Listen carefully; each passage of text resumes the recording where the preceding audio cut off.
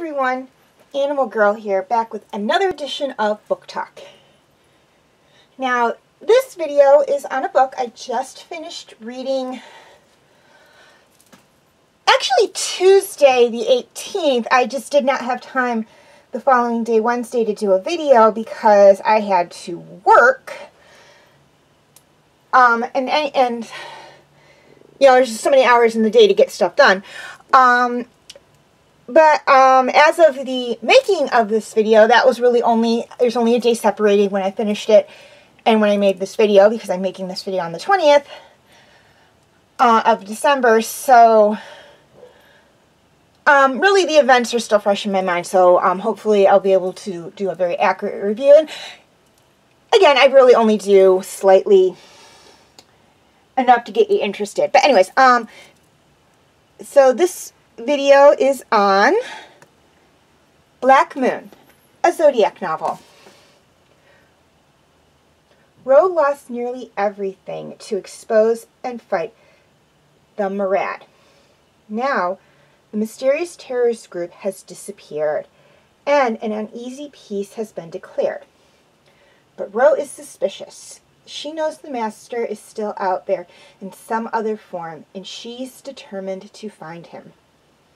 When word of a stylish new political party sends Ro on another journey across the galaxy, she uses the trip as an opportunity to hunt the hidden master, and seek out information about her long-lost mother. But will what Ro uncovers shed light on the truth, or cast darkness upon the entire Zodiac world? And I apologize for stumbling over a couple of words there. Okay, highlights of the book. This book was written by Ramona Russell, just like the other two books, and is 37 chapters long plus the prologue. So evens out to be about 38 chapters, if you want to count the prologue as a chapter. And it is the third book in the Zodiac series, the first two being the first one, Zodiac, a novel, and the second one, Wandering Star, a Zodiac novel. Now, there is a fourth, and that is 13 Rising. Unfortunately, I do not have a copy of 13th Rising yet. I did ask for it for Christmas, so hopefully on the 25th I will have it, but I will not be doing a review on that book until I cycle back to the Zodiac story. So you're going to have to wait a little while on the review for the 13 Rising. And this story revolves around Wandering Star Grace. We know from the previous book she receives the title Wandering Star. And her search for the elusive master. Now, in addition to her search for the master, she's also looking for information on her long-lost mother, as stated in the description on the back of the book. And she's also looking into this party, which is known as the Tomorrow Party, which really, their stated goal, and this is not a spoiler because it's something that's brought up very early on in the book, their stated goal is to have people from all 12 Zodiac worlds come together and live in peace and harmony in one setting, not the people from Cancer living in one place and the people from Leo living in another place and the people from Libra living in another place and the people from Scorpio living in another place. So it's basically like a group of people in our world saying, well, we want to form this place where people from every nation, people from the United States, people from Canada, people from the different countries in Africa, people from the different countries in Europe, people from China, people from Japan, people from India and Australia, and the different countries in South America and Central America, all living together in one place and intermixing with each other. It's kind of, that's what the Tomorrow Party is. If you can kind of visualize that. We are going to learn some things about them as the book progresses. I'm not going to say what they are because it is spoiler material. But I felt that saying exactly what the party's mission was not a spoiler. It just kind of gives you an idea of what this party is going into the book. And it is explained fairly early on in the book, so don't worry about that. But also they're dealing with the crisis on Pisces. So we're dealing with that as well. And that will shed light on what is happening with the Master's ultimate goal as well. So not so much spoiler, but a little teaser that is going to explain it. But all in all, a very good book. I absolutely loved it. And well, let's get on to the things I liked segment of the video. Okay, things I loved about this book. First off, I loved the plot line. This movie is very good. We see Ro embracing her identity as the Wandering Star. We know from the first book she struggled a little with her appointment as guardian because she was very, very young and she was unprepared for the rudiments of being a guardian. So it was all very overwhelming. It's like if the political figure, actually it's exactly like if the political figure of a country were to pass away and some teenager with no training whatsoever was appointed to fill that person's shoes, is basically what it was for her. So yeah, I would say it would be very overwhelming. But we see her struggling in the first book to come to terms with being a guardian. And in the second book, she is named the Wandering Star.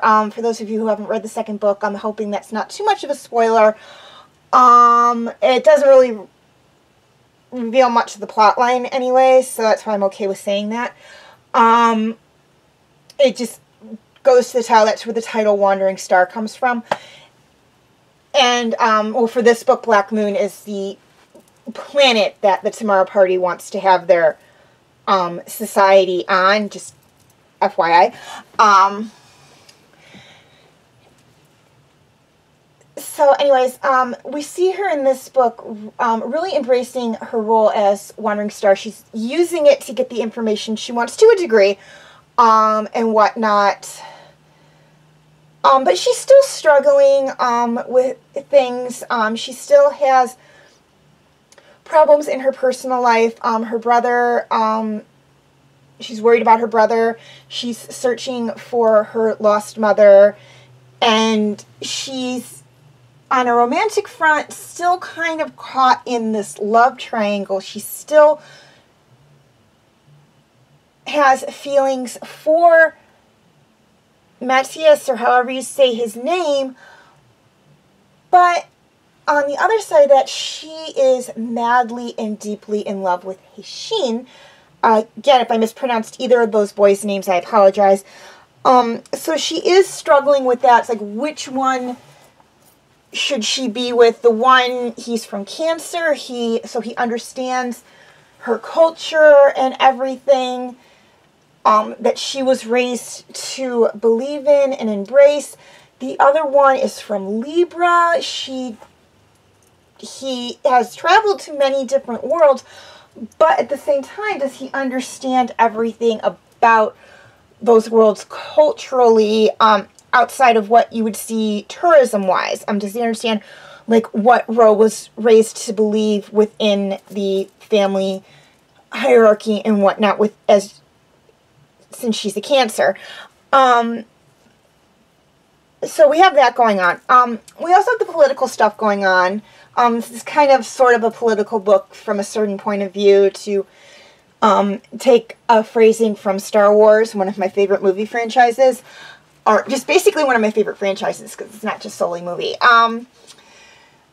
So from a certain point of view, it is a political type book, because we do deal with politics and whatnot within this book.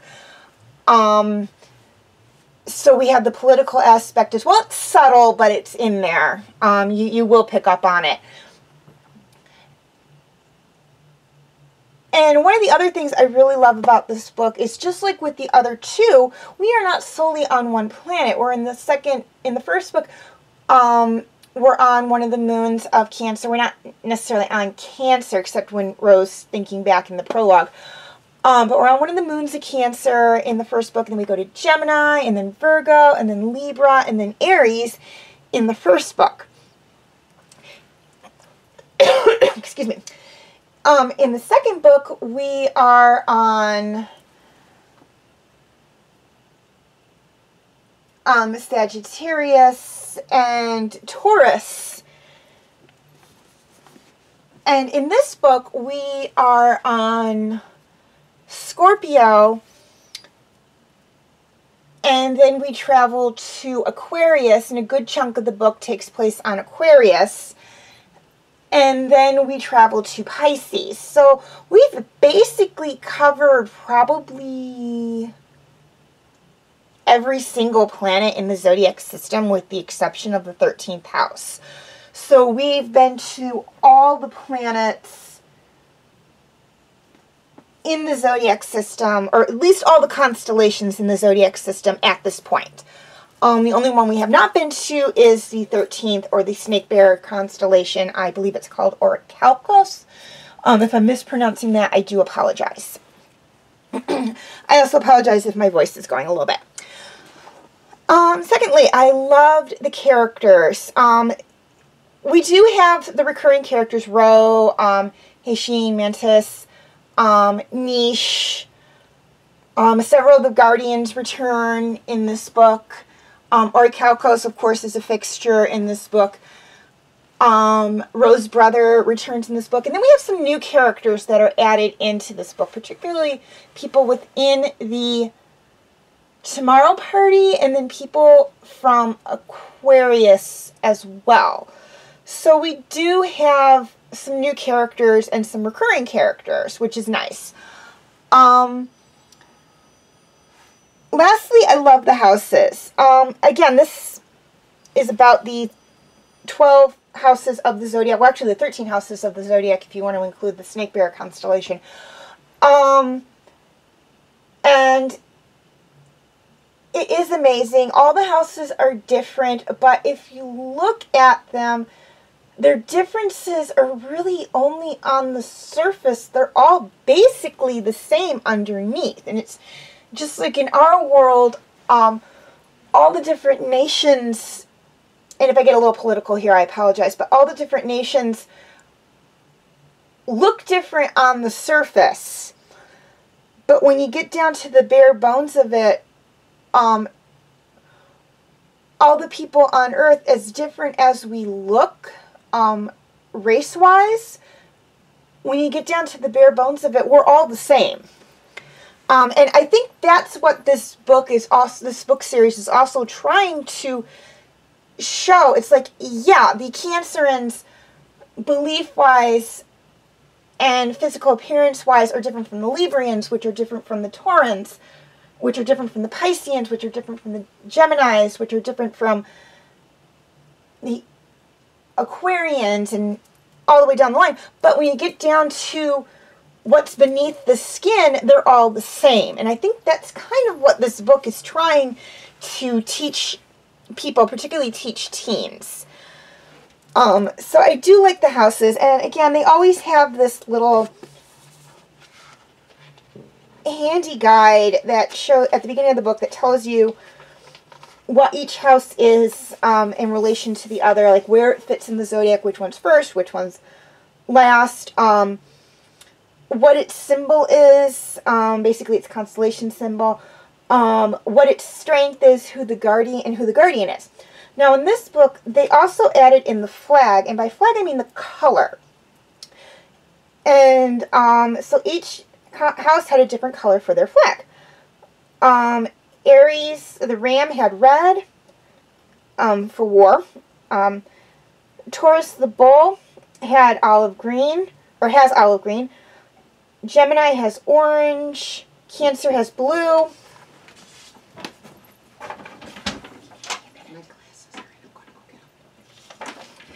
Sorry about that. Cancer has blue. which to me makes perfect sense because Cancer was basically mostly a water world. They had little pockets of land, but it was mostly all ocean.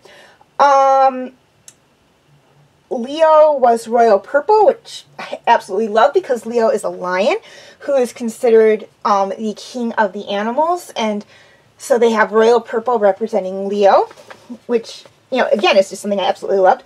Virgo is emerald green. Libra is yellow. Scorpio is black. Sagittarius is lavender. Capricorn is brown. Aquarius is aqua. Again, I like how they did aqua for Aquarius because Aquarius is the water bearer, so they have kind of a water-like color for Aquarius.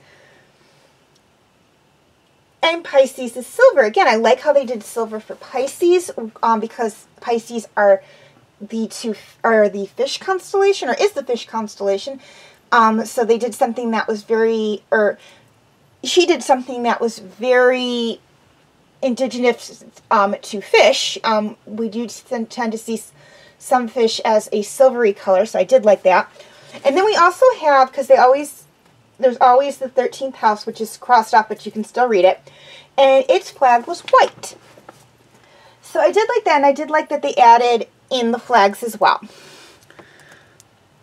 Okay, here are the next books that I'm going to be doing book talks on. Again, we have 13th Rising. That will probably not be for a while. I do not have that book as of yet.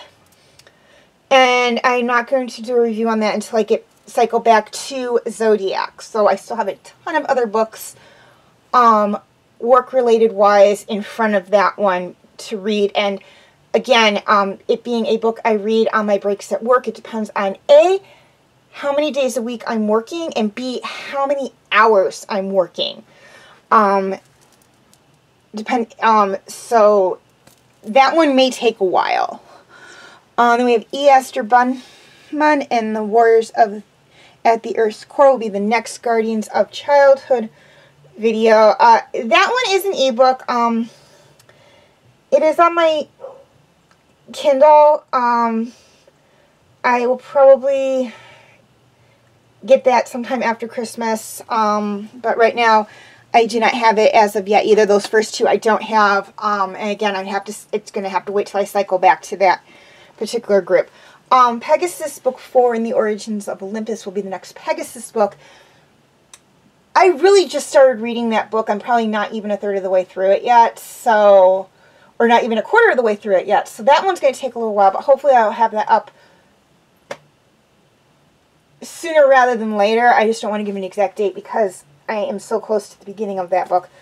Magic Bleeds will be the next Kate Daniel book talk video. Again, that book I haven't even started reading that book. So that one, again, it's not going to be up anytime soon, but it will be up before 13 Rising and E. Esther Bunny and the Warrior Eggs at the Earth's Core. I just can't give an exact date on that one. The Enchantress Returns will be the next Land of Stories book. I am reading that. I think I'm about maybe a quarter of the way through that book. So I want to say maybe Valentine's Day that one will be up. Or right around Valentine's Day that one will be up. And then Star Wars A New Dawn will be the next Star Wars book talk video book. I am in the last quarter of that book. Probably even halfway through the last quarter of that book. So that one will be up definitely sometime in January, possibly early February. Hopefully, fingers crossed. Again, it depends on what is going on. That is my plan for that one. Hopefully it will be the next book talk video book, but do not quote me on that. I honestly thought I was going to have that one up before this one, and it just didn't happen. So do not quote me on that, but hopefully that'll be the next one. And also, it's not here, but I'm currently reading a book by one of my favorite authors in historical romance, and The book is called The Highlander's Promise. I really just started reading that book yesterday, and I'm not even through the first chapter yet. So we'll see, but that one is looking like maybe probably right around the time of either Star Wars or the Enchantress Returns. Maybe Magic Bleeds or Pegasus Book 4, or Origins of Olympus. Again, that one's a workbook, so it depends on how many breaks I get, or how long I'm working and how many days I'm working per week and how many hours. So that one's kind of up in the air. Oh, also, feel free to leave your comments and questions in the comment section. I do love to read those. Please like and share this video if you're watching on Facebook, or like and subscribe if you're watching on YouTube. And feel free to follow me on Wattpad, Tumblr, Instagram, Twitter, and DeviantArt. I do have my name for those 5 sites right there on the screen, as well as the pictures I use for the icons. And I will also have the links to those sites in the description section. Also, please note all pictures seen within this video belong to their respective artists. I own absolutely nothing. Okay, quick, feel free to check out my related videos.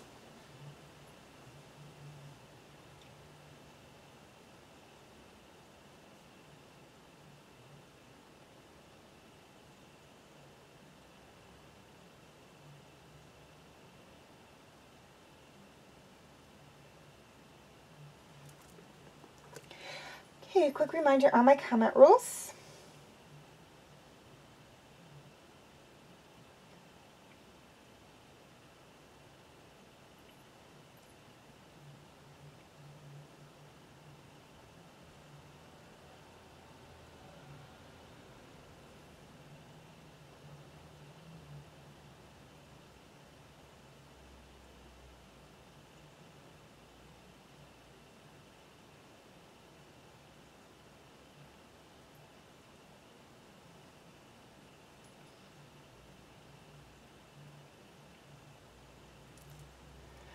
Okay, feel free to check out my other book talk videos.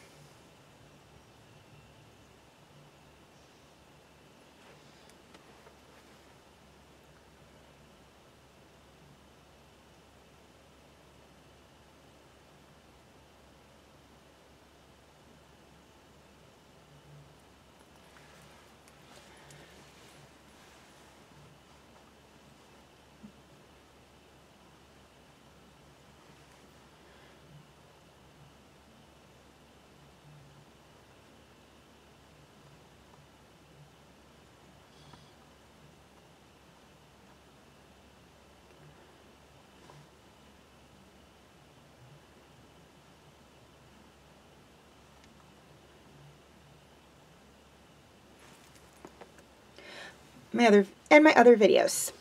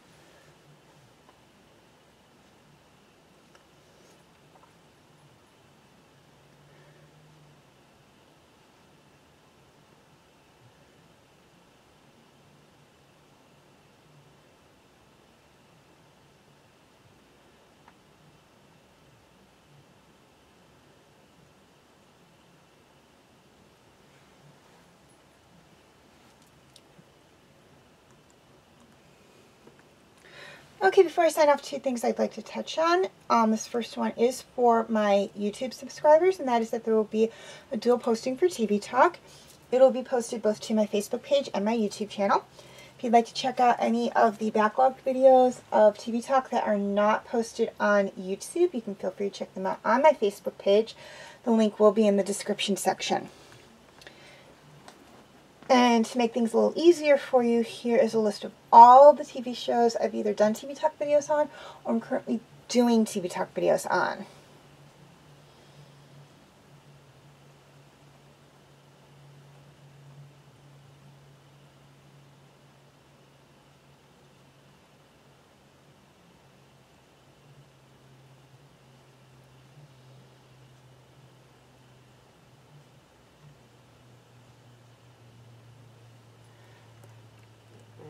And apparently, just like Movie Talk, I keep neglecting to make this slide. But for my Facebook friends, or those of you watching on Facebook, all special edition, older special edition videos are on YouTube. Also, with the exception of Fanfic Corner, Top Favorite, and a select few of TV Talk, Movie Talk, Book Talk, and Special Edition videos. All my videos will be posted strictly to YouTube, with the links being posted to Facebook, only because it's just easier uploading for me, because if something happens and my computer gets turned off or the internet connection gets disconnected for whatever reason, YouTube basically will pick up right where it left off once I re-input the information. Facebook starts right over from the beginning, so, and it's a really slow upload process for the videos, so it's just easier to just do it this way and just have a select few posted to Facebook, like particularly like my absolute favorite episodes from different TV shows and my favorite books and movies as well posted. Well, actually, Book Talk, I think it's irregular enough that I can actually do that. But again, with the special edition videos and the Movie Talk videos, it's just easier to do it, and TV Talk is just easier to do it that way. So if you'd like to check out anything that is not posted link-wise to Facebook, or that is posted link-wise to Facebook, you can either watch the videos on Facebook, or if you're having problems with that, you can go to my YouTube page to check them out. The link will be in the description section. Or my YouTube channel, I should say. Okay, as always, thank you for watching, and have a very nice day.